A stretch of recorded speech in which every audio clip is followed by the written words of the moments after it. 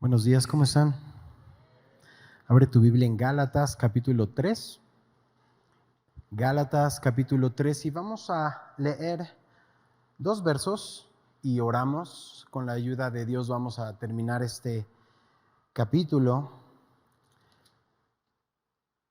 Gálatas 3 versos 19 y 20. Dice la palabra del Señor.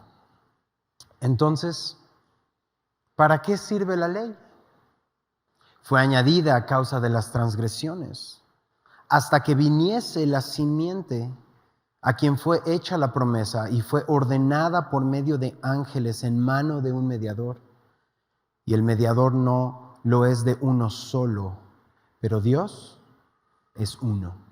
Vamos a orar, familia. Padre, gracias te damos por la bendición que nos das de estar juntos. Gracias porque tenemos el privilegio de abrir tu escritura, Señor, en estos tiempos, con libertad, juntarnos, levantar nuestras manos, cantar, saludarnos, Señor, ser iglesia, Padre, en comunión con tu Santo Espíritu, con tu palabra, Señor. Tu palabra es verdad.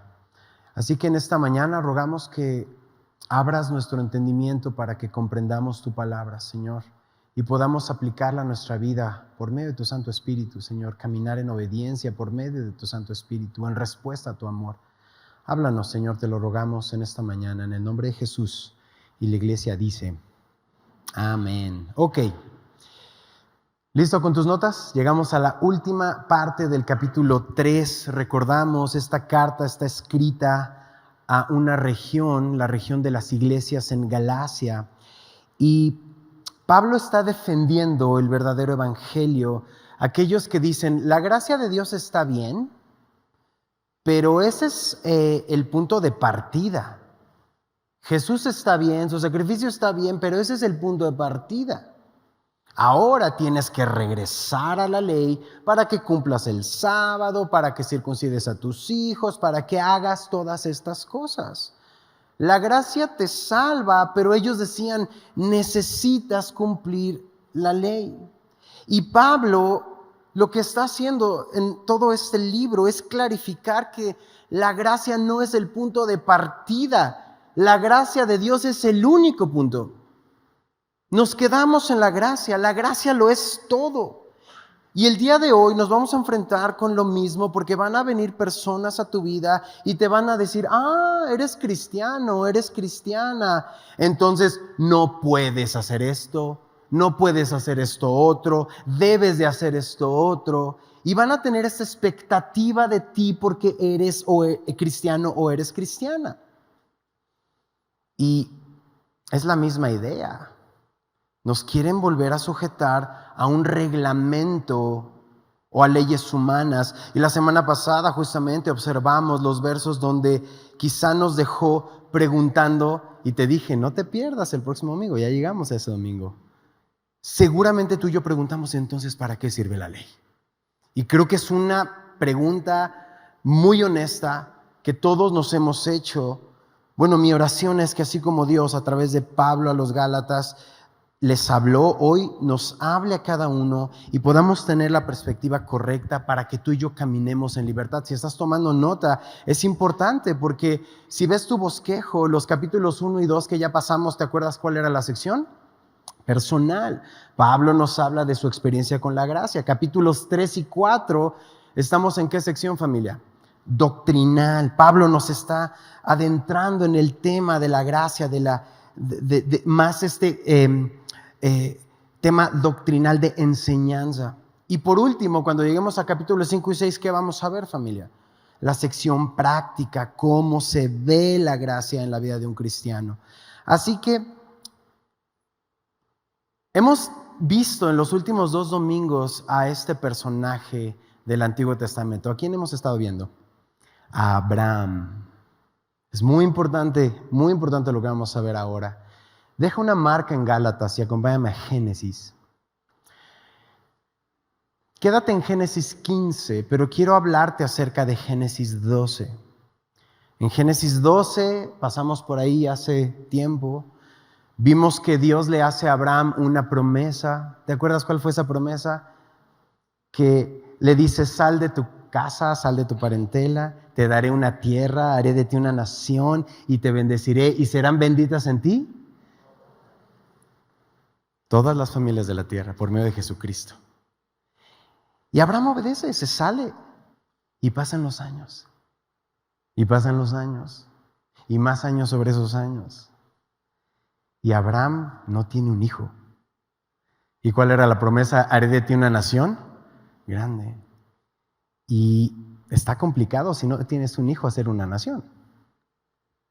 Parece que Abraham se comienza a desanimar. Señor, tú me dijiste que iba a tener una nación. No dudo de ti, pero dudo de mi capacidad. Ya estoy viejo. No sé si será posible. ¿Ya estás en capítulo 15? Dios le va a volver a hablar a Abraham y no le va a dar una nueva promesa. Ahora que tienes tantos años, mira, la vamos a modificar porque tienes razón, ya me tardé. No dice eso, le dice la misma promesa. Le reitera lo que le dijo en el capítulo 12 y mira lo que sucede en Génesis 15. Después de una batalla, Abraham dice el verso 1, dice después de estas cosas, una batalla en la que Abraham estuvo, vino palabra de Jehová a Abraham en visión diciendo, lee conmigo, no temas Abraham, yo soy tu escudo y tu galardón será sobremanera grande. Y respondió Abraham, Señor Jehová, ¿qué me darás siendo así que ando sin hijo y el mayordomo de mi casa es este Damaseno Eliezer? Dijo también a Abraham, mira que no me has dado prole, y aquí que será mi heredero un esclavo nacido en mi casa. Abraham le expresa lo que hay en su corazón. Está bien que le expreses a Dios lo que hay en tu corazón, aun cuando parezca que, Señor, no sé si decirte esto sea muy respetuoso o no, claro, siempre con todo respeto y amor, pero dile lo que hay en tu corazón al Señor. Abre tu corazón al Señor en oración. Verso 4. Luego vino a él palabra de Jehová diciendo, no te heredará sino que dice, un hijo tuyo será el que te heredará. Y lo llevó fuera y le dijo, mira ahora los cielos y cuenta las estrellas, si las puedes contar. Y le dijo, así será tu descendencia. Sale Abraham, es de noche, ve las estrellas, Dios le reitera la promesa, así será tu descendencia. Verso 6, y creyó a Jehová, lee conmigo, y le fue contado por justicia. Y le dijo, yo soy Jehová que te saqué de Ur de los Caldeos para darte a heredar esta tierra. Y él respondió, Señor Jehová, ¿en qué conoceré que la he de heredar? Abraham dice, ok Señor, pero ¿cómo sé que esto será así? Dios le contesta, verso 9. Y le dijo, tráeme ahora una becerra de 3 años y una cabra de 3 años y un carnero de 3 años y una tórtola también y un palomino. ¿Qué está sucediendo aquí? Pues igual decimos, ¿para qué le pide estos animales? Prácticamente lo que está sucediendo aquí es un contrato. Así se hacían los contratos. Lo estudiamos en aquel entonces, en Génesis 15. Así se hacían los contratos entre 2 personas en ese tiempo. Traían estos animales. De hecho, la palabra en hebreo es berit, de donde viene la palabra cortar. Y lo que se hacía es que se sacrifican estos animales, se parten en 2 estos animales, la sangre de esos animales se pone en el centro y entonces los 2 que están firmando el contrato, digamos que la manera de firmarlo es caminar sobre la sangre. Y lo que están diciendo simbólicamente es, si tú y yo incumplimos este contrato, que nos suceda lo que le sucedió a estos animales. Y entonces simbólicamente están caminando en medio de estos animales en la sangre. Si tú y yo incumplimos este contrato, que nos suceda así. Entonces Dios le dice, Abraham, ¿quieres estar seguro? Vamos a hacer un contrato. Y Dios le dice, tráeme estos animalitos.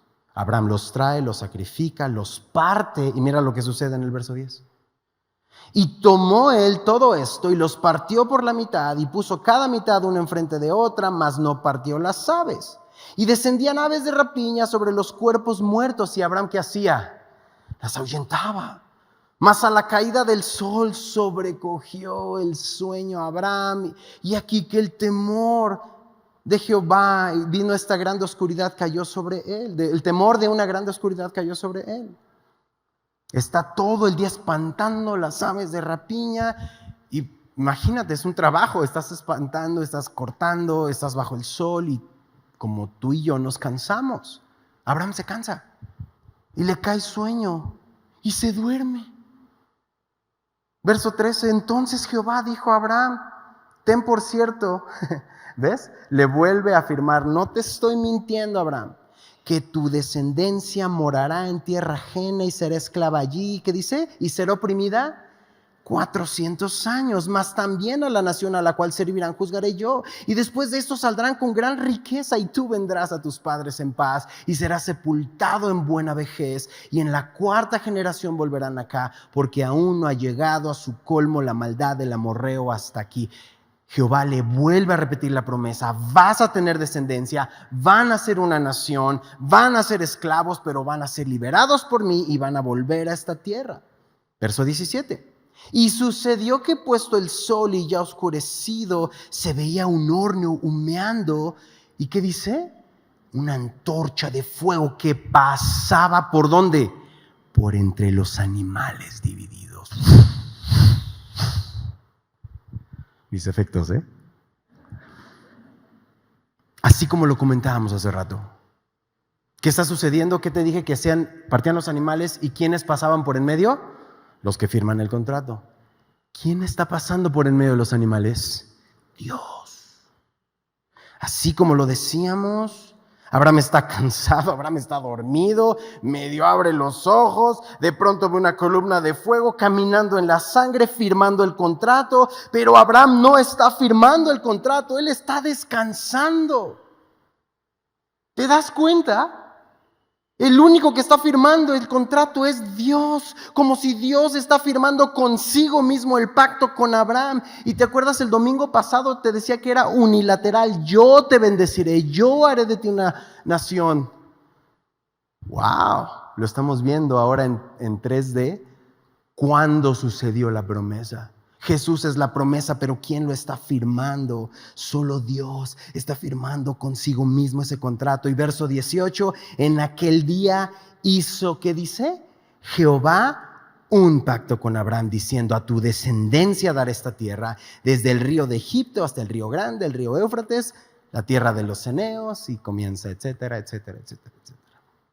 Ahora sí, ya lo tienes en mente, es importantísimo.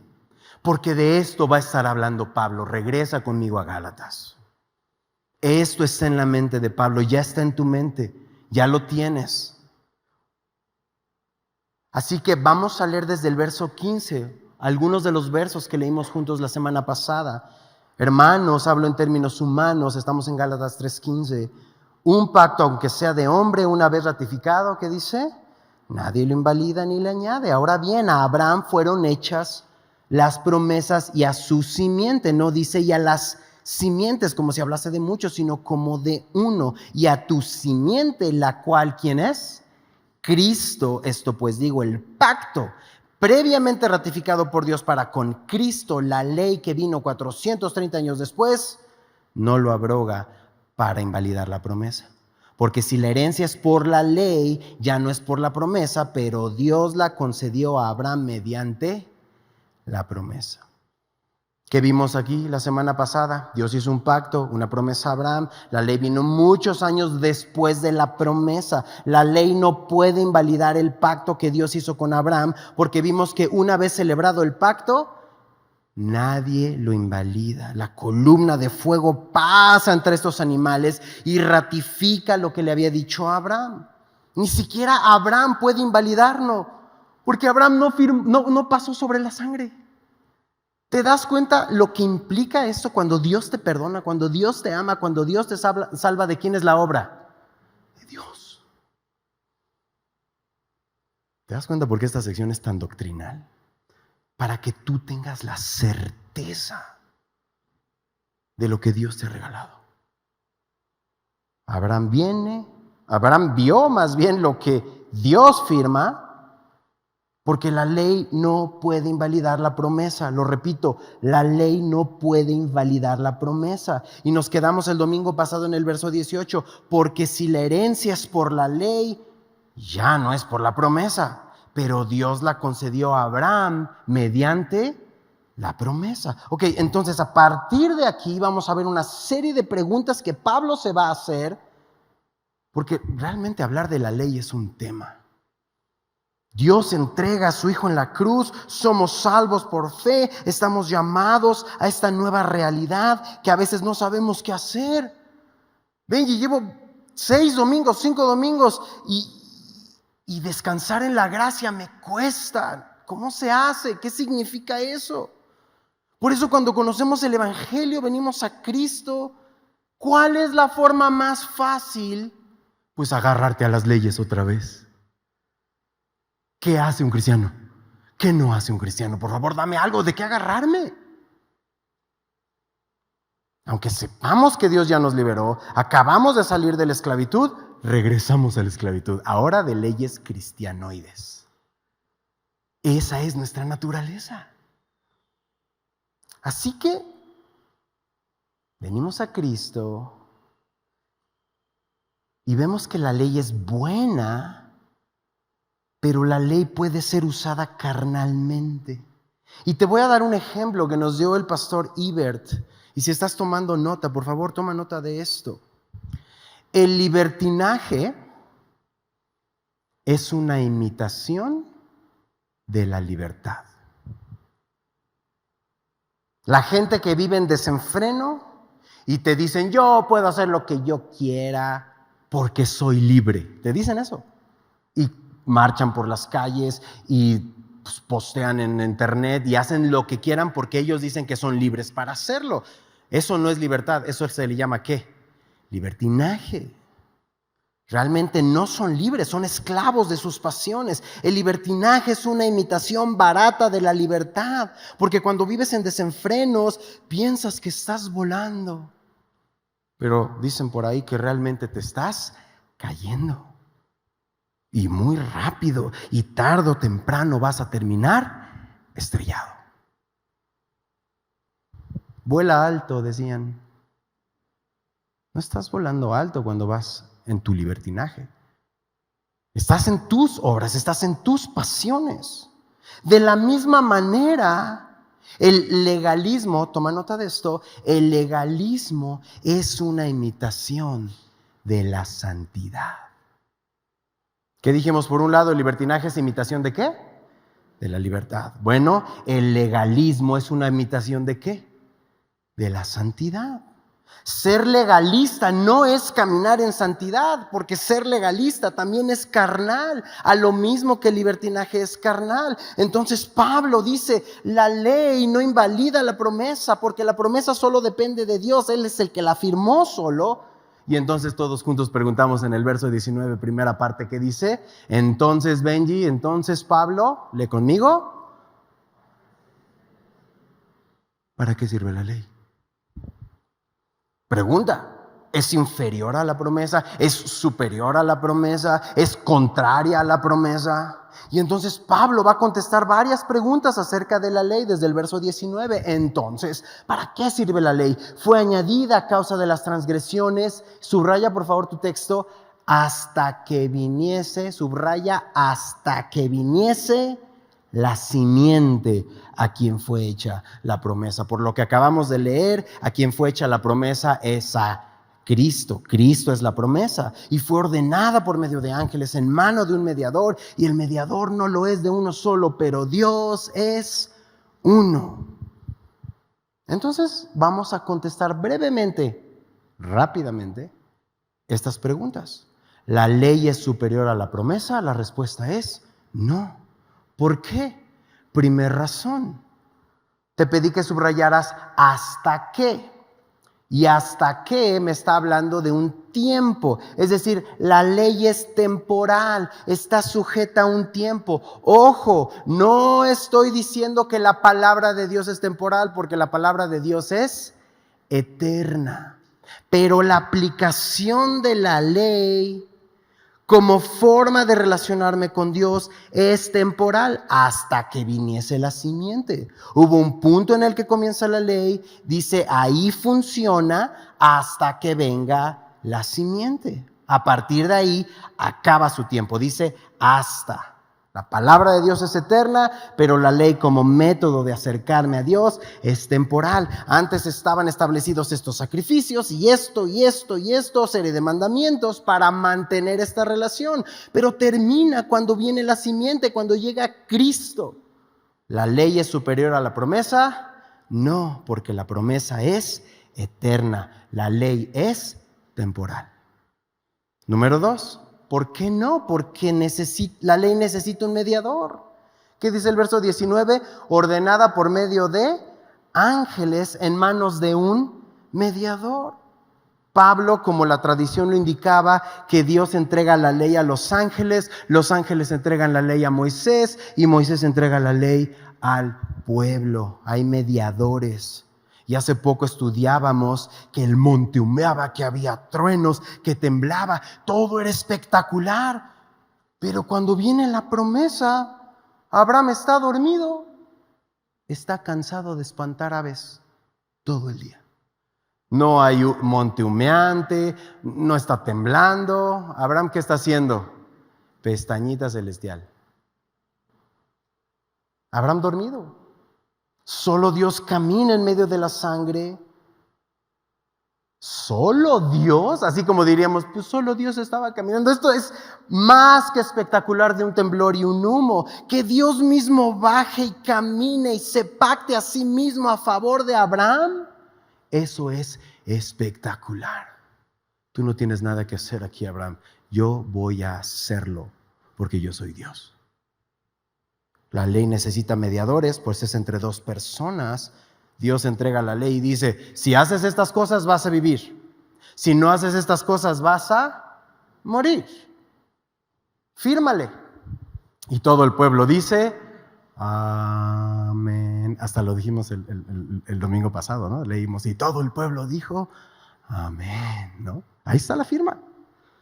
La promesa no fue así, no hubo requisito.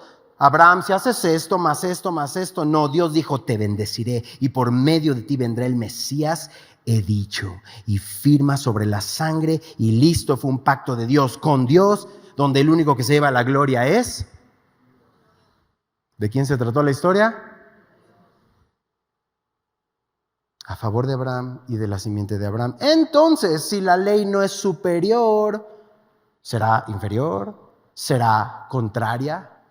Porque ahí en Gálatas 3, la semana pasada que veíamos el verso 10, dice que todos los que dependen de las obras de la ley están bajo maldición, porque escrito está maldito todo el que no permaneciera en todas las cosas escritas en el libro de la ley para hacerlas, y que por la ley ninguno se justifica para con Dios. Es evidente. Entonces, la ley no es superior, la ley no puede invalidar la promesa. Entonces, ¿para qué sirve? ¿Por qué diste la ley, mi Dios? Bueno, desde el verso 21 en adelante, Dios nos va a enseñar el propósito de la ley. ¿Listos? Luego, dice la palabra del verso 21, la ley es contraria a las promesas de Dios. Y lee conmigo juntos, decimos, en ninguna manera. Porque si la ley dada pudiera, subraya por favor tu texto, vivificar, es decir, dar vida, la justicia fuera verdaderamente por la ley. Entonces, a los que están tomando nota, la ley no puede dar vida. ¿Repites conmigo? La ley no puede dar vida. No puede vivificar. Nunca tuvo el propósito de dar vida. Puede la ley regular el comportamiento de la gente, amarrar el comportamiento de la gente, pero no da vida. A ver, ¿cuántos son papás? Levanta tu mano. Papá, mamá, abuelitos también, abuelitos. Ahí está. Ya puedes bajarla. Imagínense en un mundo imaginario que tenemos problemas con los hijos. Eso no pasa. Imagínense. Y estamos en la mesa. Y en la mesa no se saca el celular. Ya había varios así, ¿no? Pues, ya ves, ya lo dijo el pastor. Ahí está nuestra ley, ¿ok? Ahí está nuestra ley. Y decimos, ¿por qué mi hijo no obedece? Ah, no obedeces. Y entonces, ¿qué hacemos? Sacamos la ley. Ahí está. Y pasa un tiempo. y dices, ¿qué crees? Mi hijo se ha portado súper bien. Y todos decimos, ¡wow! ¿Cómo le hiciste? ¿No? O sea, por favor, pásanos el tip. ¿Qué hiciste? Y tú llegas, te paras el cuello y dices, lo amarré a la silla del comedor.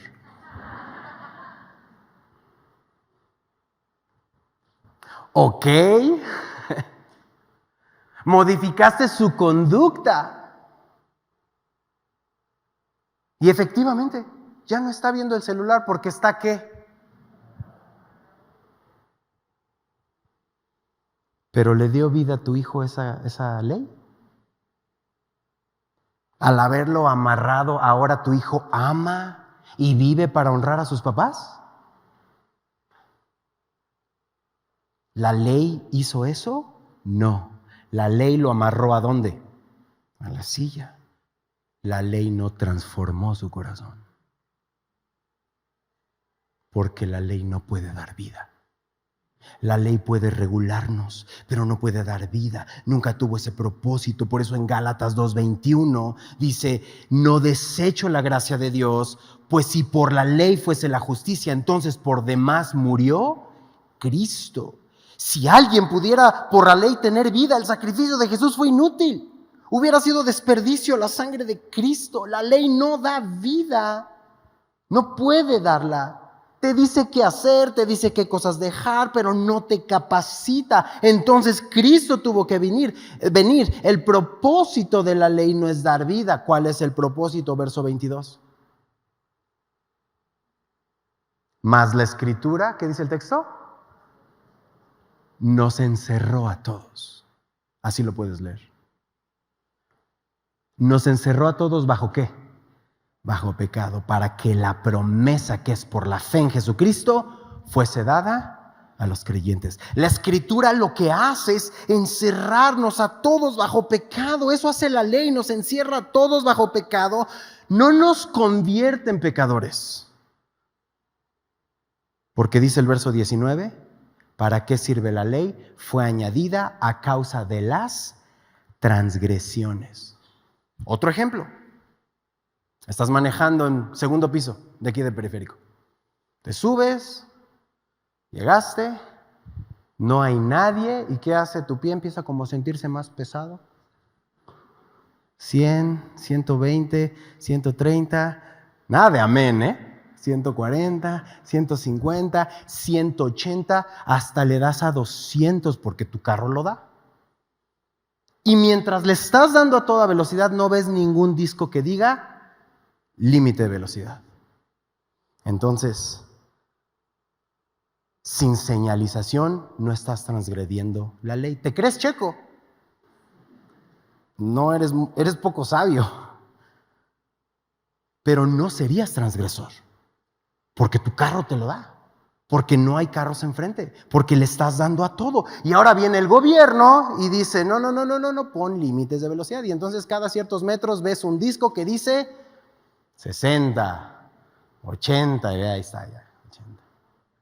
O menos. ¿Esos discos te convierten en pecador? No, ya eras. ¿Qué hizo el disco?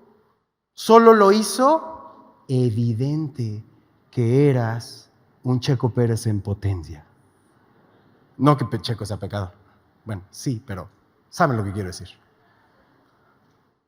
¿Te estás dando cuenta dónde vamos con la ley? La ley solo hizo evidente nuestra naturaleza caída. No nos convierte en pecadores, solo lo muestra. La ley es un espejo.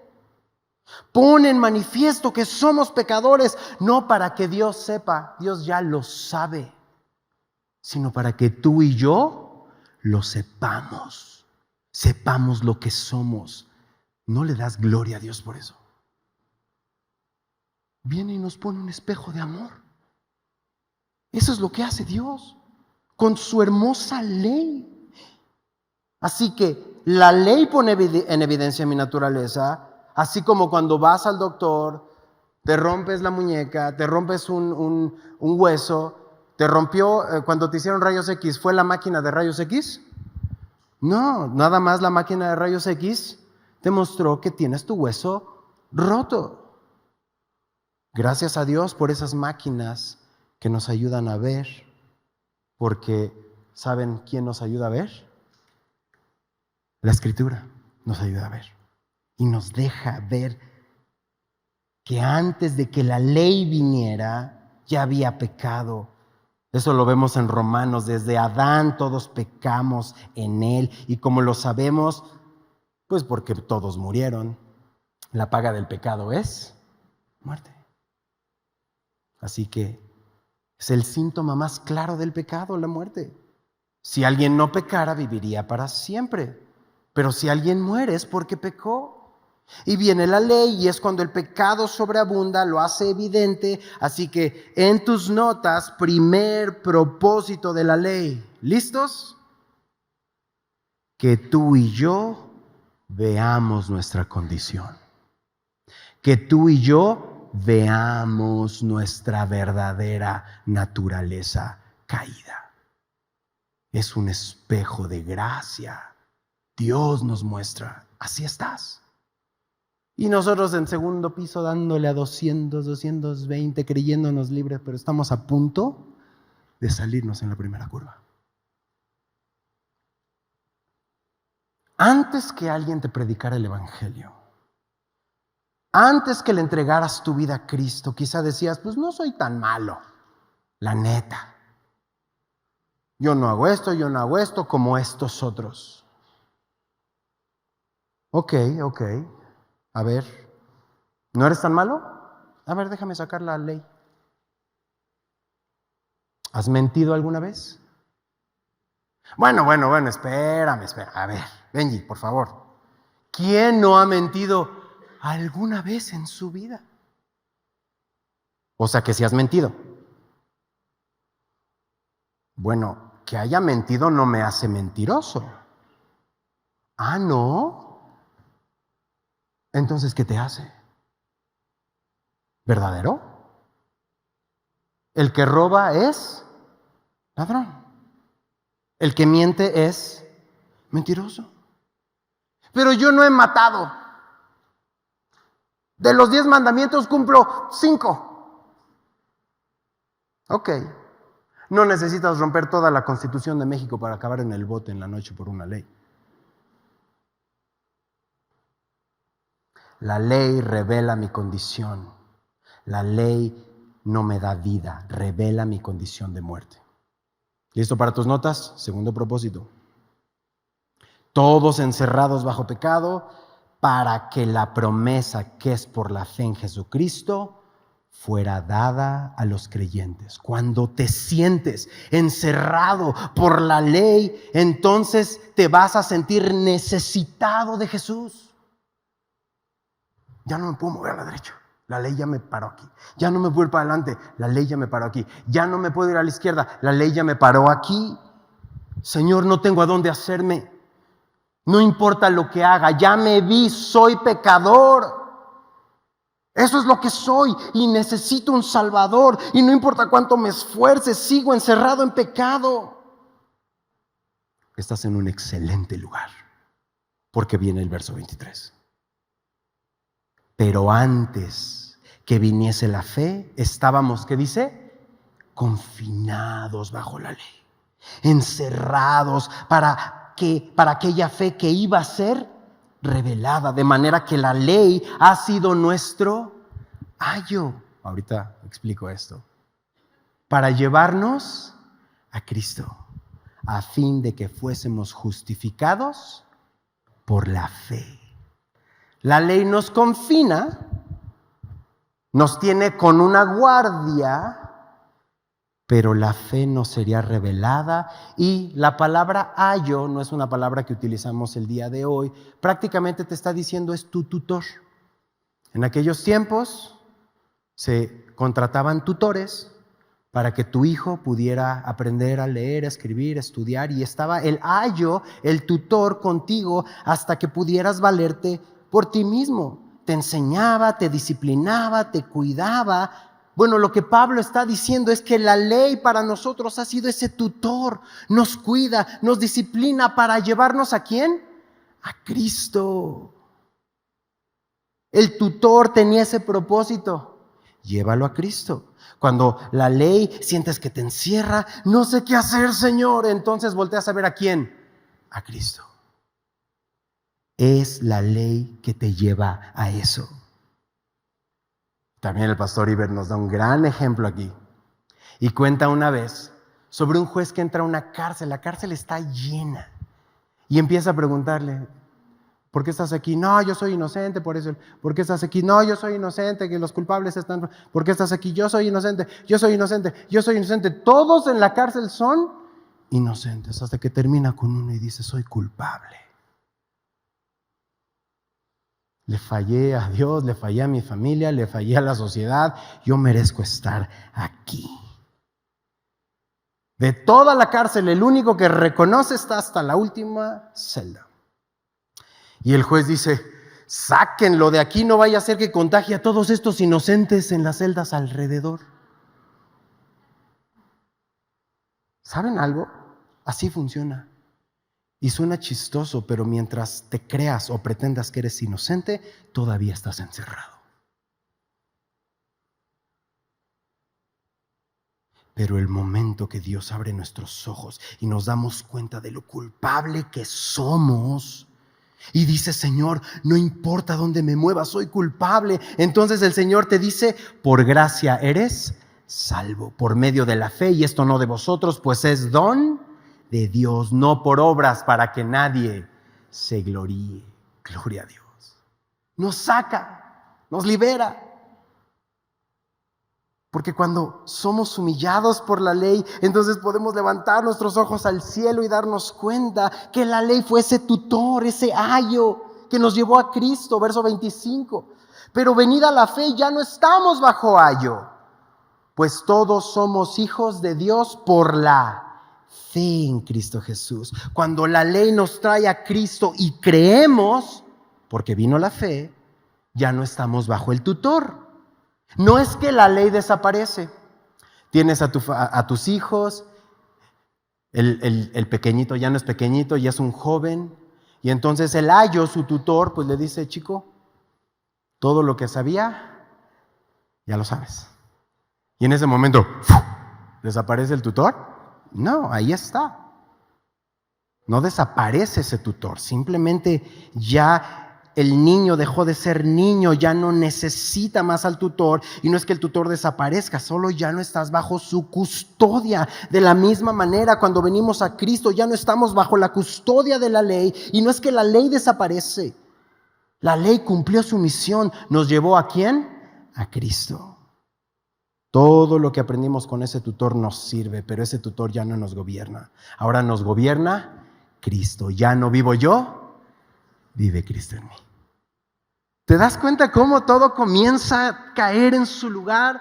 Y en nuestra mente dice, ok, no es que estamos desechándola como si entonces es buena. Y de hecho voy a terminar esta enseñanza justamente con un verso que nos lleva a ver lo hermoso que es Dios a través de esto. Así es que no desechamos la ley, sino que el propósito de la ley fue cumplido cuando tú y yo llegamos ¿a quién? A Cristo. Por más buen tutor que haya sido el tutor, por más esfuerzo que el tutor hizo, el tutor nunca le dio vida al Hijo. Quien le dio vida al Hijo fue el Padre. ¿Quién es el que le dio vida al Hijo? El Padre. Y el tutor nos puede llevar a Cristo, pero no nos puede hacer hijos de Dios. Por eso el verso 26 dice, todos somos hijos de Dios, no por las obras, sino por la fe. Y no por una fe en cualquier cosa, sino mi fe en Cristo Jesús. No por la ley, sino por la fe en Cristo Jesús. Así que la ley te puede llevar con Cristo, pero la fe es la que te hace hijo de Dios. En Juan 1, más a todos los que le recibieron, ¿te lo sabes de memoria?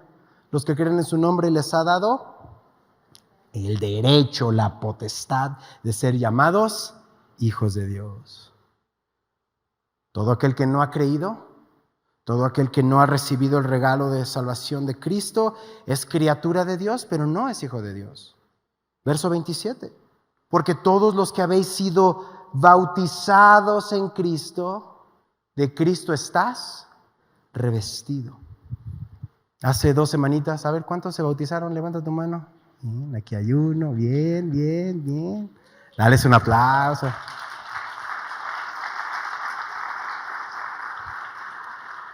¿Por qué hago esta referencia? Porque estamos en un versículo que trata con el bautismo.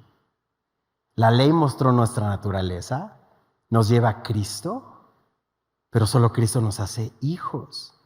¿Qué significa esto de bautizarnos en Cristo? Estuvimos hablando con aquellos que dieron este paso. Bautizar quiere decir sumergir. La ley no te puede sumergir en Cristo. Te lleva a Cristo, pero no te sumerge en Cristo. Solo la fe te puede bautizar en Cristo. ¿A qué se refiere esto? ¿A qué se refiere? Pablo dice, ya no vivo yo, vive Cristo en mí. A ver, otro ejemplo. ¿A cuántos les gusta ir al mar? A la alberca. Ahí está. ¿Y cuántos necesitamos una alberca urgentemente en este momento? ¿Qué es lo primero que hacemos al ver un cuerpo de agua y si se puede? Chapuzón.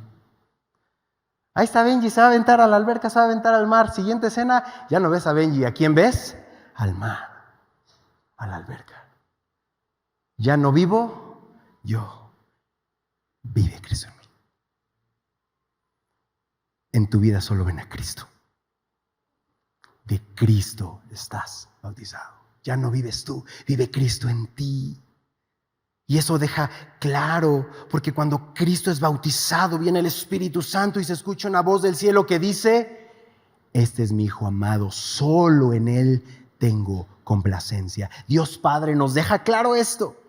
Cristo es el Hijo amado de Dios y no hay manera de agradar a Dios Padre si no es a través de Cristo. Así que en Él me deleito, te está diciendo Dios, en Él me gozo, en Él es mi complacencia. Es Cristo por mucha ley que haga y me amarren a la silla del comedor, mi corazón y mi mente siempre están podridos. Por eso Dios no se puede complacer en mí. Dios se complace en Jesús, que ahora vive en mí. Entonces somos aceptos en el amado, porque cuando veo mi vida, la ley me lleva a Cristo, la fe me bautiza en Cristo, el chapuzón de la gracia, Cristo vive en mí y ahora Dios puede verme en Cristo y Dios te ve porque estás en Cristo, Dios se complace en ti, no por lo que haces, sino por en quién estás. Esa es la diferencia. Así de importante es estar bautizado en Cristo. Entonces si yo no me bauticé, no, a ver, espérame. Porque esto es muy importante. Algunos piensan que el bautismo es para salvación y si no te bautizaste no eres salvo. Y eso no es verdad. Eres salvo por la fe, no por el bautismo. Quiere decir que bautizados, sumergidos en Él, solamente mostramos en una alberca, en el mar, en donde Dios se permita, en una tina donde Dios se permita el bautismo, muestras lo que ya sucedió adentro. Pero si tú creíste en Jesús, eres salvo, vas al cielo por lo que Cristo hizo por ti. Si tienes esa oportunidad de decirle al mundo y a los 4 vientos, le pertenezco a Cristo, ya no vivo yo, vive Cristo en mí, participa en los siguientes bautizos si es que no te has bautizado. Así que la ley no puede hacer eso, solo la fe. La ley no puede bautizarte en Cristo. La ley, el bautizo no te provee salvación, solo refleja este otro bautizo que es espiritual, sumergido en Cristo. Y la otra cosa que la ley no puede hacer es de revestirte de Cristo. Por eso dice, los que habéis sido bautizados en Cristo, de Cristo estáis revestidos. En la Biblia siempre que habla de vestimenta, se habla de justicia. De manera, dice verso 24, que la ley ha sido nuestro tutor para llevarnos a Cristo a fin de que fuésemos justificados por la fe. Te animo a escuchar la serie de Romanos. Está en la aplicación, está en YouTube. Escúchala.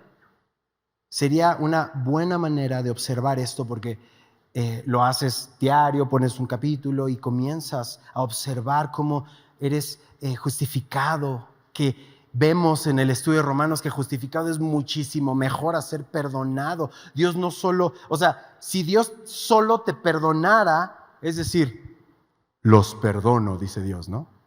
Damos 2 pasos y ya estamos pecando. Y tienes que regresar. Te vuelve a perdonar. Das otros 2 pasos y de pensamiento, de lo que sea, pecamos. Estaríamos regrese y regrese y regrese y regrese por más perdón. Eso es lo que sucede a muchos. Y no es de que no le pidas perdón a Dios, pero nuestra naturaleza es esta. Y Dios nos da una nueva naturaleza y nos añade su justicia. O sea, Dios no solo nos perdona, sino nos justifica. ¿Qué significa justificar? Que Dios toma la perfecta justicia de Cristo y nos la atribuye a los que creemos en Él. La justicia de Cristo toma mi pecado y se lo atribuye a Cristo. Como leímos la semana pasada, hecho maldición por mí. Lo hace. Y Dios da su vida por nosotros. Toma nuestras ropas sucias. Nos viste con su justicia. Todo lo que nosotros traíamos nos viste. Y aun cuando nos portáramos bien, nuestra ropa está tan percudida que ya no son ropas blancas. Pero cuando Cristo te reviste, eres justificado y Dios te recibe sin mancha porque estás vestido de Cristo. Eso no lo puede hacer la ley. Penúltimo verso, 28. Ya no hay judío ni griego, no hay esclavo ni libre, no hay varón ni mujer, porque todos nosotros somos uno. ¿En quién? En Cristo Jesús. ¿Qué otra cosa no puede hacer la ley? ¿Qué estás observando? Pues no nos pone en un mismo estatus, más bien nos hace uno en Cristo Jesús. Porque la ley lo que nos hace es que nos divide. A ver, no levantes tu mano, por favor, es un ejemplo de la enseñanza. ¿Y cuántos navegantes llevas? 1. ¿Y cuántos llevan más de 5? Yo. Y entonces empezamos a compararnos y a ver qué tan espiritual soy yo. ¿Y cuántos han leído toda la Biblia? ¿Y cuántos 2 veces? ¿Y cuántos están en ayuno? ¿Y qué hace? Pues nos divide los más santos de los que no somos tanto. Y entonces divide y dice judíos y gentiles, ¿no?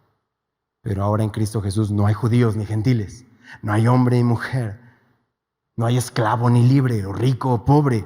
Ahora todos somos iguales. ¿Y sabes cómo somos iguales? Todos somos pecadores.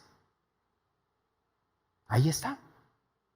Nos iguala como pecadores, destituidos de su gloria. Nadie puede decir, yo me he esforzado, tus méritos no cuentan, estamos muertos en nuestros delitos y pecados, mucho que te esfuerces, la ley no puede darte vida. Así que esto es lo que hace, nos pone en una gloriosa miseria, y en esa miseria vemos la cruz, vemos que Él paga el precio de nuestros pecados, y tú y yo decimos, soy culpable. Recibes el regalo de fe. Y entonces, cada vez que tú digas, yo puedo, sigues en esa miseria. Pero cuando eres pobre espiritual, recibes el regalo de Cristo y ya no esclavo, libre, hombre, mujer, no está haciendo alusión al comunismo. Dios no está peleado con que haya jefes y empleados, hombres y mujeres. Hay un plan y propósito en cada una de estas cosas. Lo que está diciendo es que Dios da el mismo gozo a sus hijos donde quiera que estés. Entonces Dios no está haciendo aquí una revolución social, sino que nos deja ver a los demás como superiores a nosotros. Cada uno tiene su rol, su llamado. Ahora sirves. Así que no es machismo, no es feminismo, no es comunismo, es una familia en Cristo. Y terminamos con el verso 29. Y si vosotros sois de Cristo, ciertamente el linaje de Abraham son y herederos según la promesa. Si nosotros somos de Cristo y estamos en Cristo, somos herederos de la promesa que Dios hizo a Abraham. La promesa a Abraham y a su simiente, que es Cristo. Y entonces las promesas de Abraham me son heredadas. Y Pablo va a hablar a detalle de estas promesas en el capítulo 4. No te pierdas. El próximo domingo, capítulo 4, si Dios quiere, vamos a ver esto. Terminamos, familia, para que tomemos la cena. La ley no es mala. La ley es buena. Tiene un propósito. Número 1, ¿qué dicen tus notas? Mostrarme mi condición. Encerrarme para que me dé cuenta que número 2, su propósito es llevarme a Cristo. No lo busques, voy a leerlo por ti. Primera de Timoteo 1:8 dice, pero sabemos que la ley es buena si uno la usa legítimamente. Conociendo esto, que la ley no fue dada para el justo, sino para los transgresores y desobedientes, impíos, pecadores, irreverentes, profanos, parricidas, matricidas, homicidas, los fornicarios, para los sodomitas, para los secuestradores, para los mentirosos y perjuros, y para cuanto se oponga a la sana doctrina. Engloba a todos. La ley no es para el justo, sino para este listado. Y tú y yo a veces lo vemos al revés. Y vemos al incrédulo y le decimos, Dios tiene un propósito para tu vida. Y no que esté mal decirle esto, pero él no ha visto su condición. Y aquí está diciendo que la ley es para que vean primero su condición y después entiendan el propósito en su vida. Cristo pagó por tus pecados cuando ven su necesidad. Él murió para que tú no tengas que morir. Se desprendió del Padre, bebió la ira de Dios, resucitó al tercer día y por su resurrección y su justicia te es atribuida y toda esa acta que estaba en contra tuya está en la cruz y te sostiene porque tú eres justificado por Dios. Pero vamos al revés. Y ya está en Cristo y ahora te doy ley. No te doy gracia, te doy ley. Y te empiezo a decir, tienes que cortarte ese cabello. Bueno, yo ya le hice. De hecho, acá me dicen que por qué no me lo dejo. ¿Cómo te explico? Y que esta falda, y que esto el otro, y que este arete, y que este... O sea, llegaste a Cristo y ahora te ponen ley.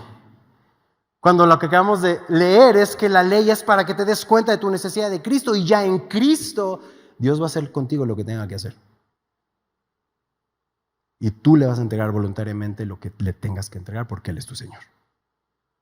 Yo no te lo tengo que decir, el Espíritu Santo te lo va a decir. Y se va a notar.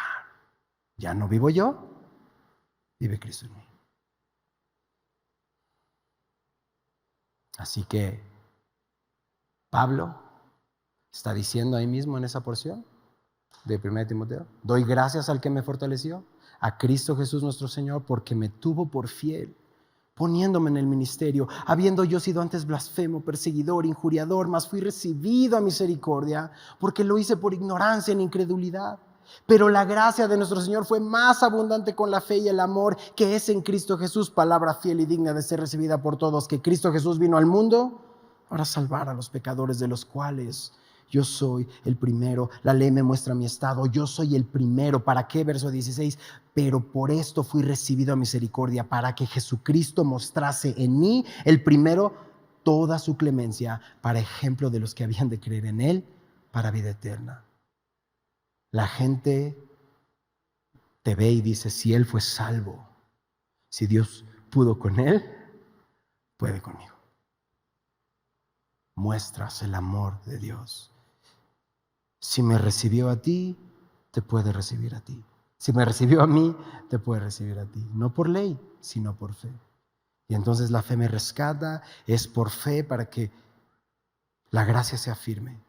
¿En qué termina el verso 17 en esa porción? Por tanto, al Rey de los siglos, inmortal, invisible, al único y sabio Dios, sea honor y gloria por los siglos de los siglos. Amén. Inclina tu rostro, vamos a orar. Y antes de orar, quiero animarte a esto. Vive por fe. No te impongas reglas. No quieras imitar la santidad.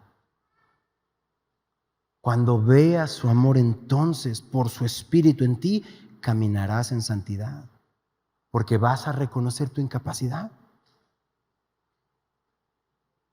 Y cuando digas no puedo, Dios te dice, yo sí puedo, yo te capacito, yo vivo mi vida en ti.